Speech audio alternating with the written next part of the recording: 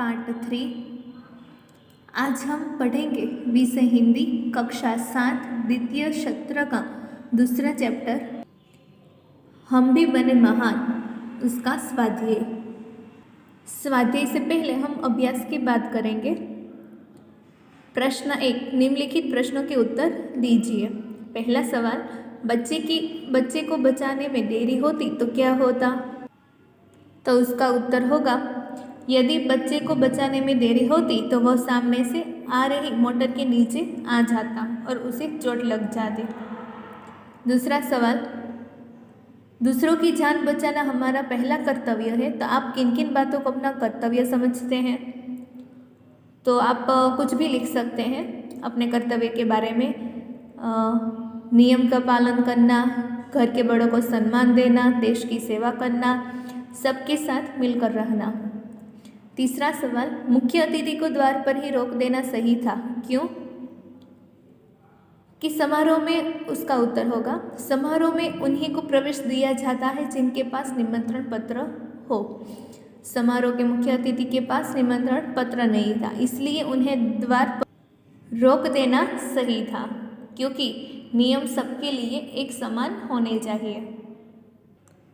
चौथा सवाल, आपको कहाँ कहाँ पर भेदभाव की नीतियाँ दिखाई देती है? तो हमारे देश में आज भी लोगों के धर्म और जाति के आधार पर भेदभाव किया जाता है। समाज में गरीब अमीर, ऊंच नीच आदि के आधार पर भेदभाव किया जाता है। पांचवा सवाल, सफल होने के लिए हमें क्या क्या करना चाहिए? तो उसका उत्तर होगा, अपने लक्ष्य में सफल होने के लिए हमें खूब मेहनत करनी चाहिए।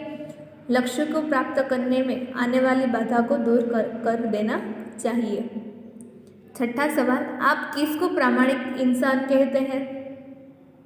तो उसका उत्तर होगा, मैं उसे प्रामाणिक इंसान कहता हूँ जो व्यक्ति किसी दूसरे की धन की लालच नहीं करता हो, जो व्यक्ति अपनी मेहनत की कमाई से ही अपनी ज़रूरतें पूरी करता हो, उसे मैं प्रामाणिक इंसान कहता हूँ।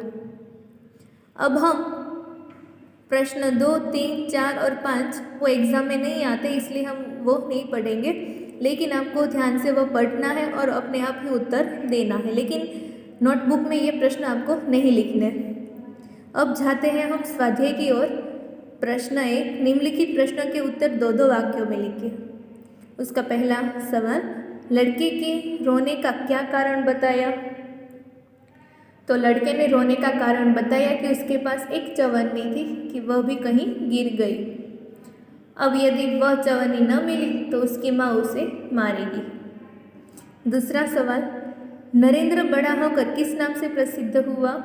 तो हम जानते हैं कि नरेंद्र बड़ा होकर स्वामी विवेकानंद के नाम से प्रसिद्ध हुआ।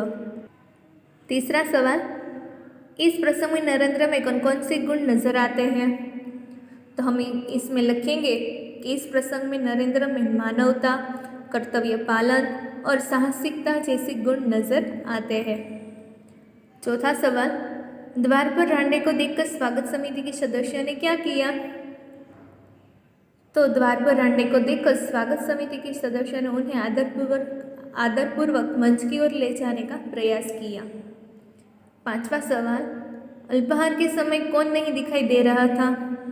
तो उसका उत्तर होगा, अल्पाहार के समय क्रिकेट टीम के कप्तान ही नहीं दिखाई दे रहे थे। छठा सवाल, सफलता के क्या क्या आधार है? तो उसका उत्तर होगा, अपने लक्ष्य के प्रति एकाग्रता, अविरत अभ्यास, कठोर परिश्रम एवं लगन ही सफलता के आधार है। सातवां सवाल, हजरत अली ने एक मोमबत्ती बुझाकर दूसरी मोमबत्ती क्यों जलाई? तो हजरत अली राज का काम कर रहे थे, इसलिए राज की मोमबत्ती जला रहे थे। जब उन्होंने अपना निजी काम शुरू किया तो वह मोमबत्ती बुझाकर अपनी मोमबत्ती जलाई। यदि वह वैसा न करते तो वो चोर या हरामखोर कहलाते, इसलिए उसने बचने के लिए हजरत अली ने ऐसा किया। आठवां सवाल, हमारे पुरखों ने क्या कहा है? तो हमारे पुरखों ने कहा है, मां बुद्ध्यः कस्य स्विन वधनम, अर्थात हमें किसी की धन माल की लालसा नहीं करनी चाहिए। प्रश्न 2, निम्नलिखित प्रश्नों के उत्तर लिखिए। उसमें से पहला सवाल, लोगों की बात सुनकर नरेंद्र ने क्या कहा? तो लोगों की बात सुनकर नरेंद्र ने कहा कि मेरा शिवलिंग टूट गया है तो क्या हुआ? वह तो मिट्टी से बना साधारण शिवलिंग था, किंतु इस बालक की जान बचाना मेरा पहला कर्तव्य था। दूसरा सवाल, रांडे को किसने रोका, क्यों? तो उसका उत्तर होगा, रांडे को द्वार पर नियुक्त स्वयंसेवक ने रोका, क्योंकि स्वयंसेवक को यह जिम्मेदारी सौंपी दी गई थी कि सबका निमंत्रण पत्र देखकर ही प्रवेश दे। तीसरा सवाल, कोच, मैनेजर और साथी खिलाड़ी क्यों दंग रह गए थे?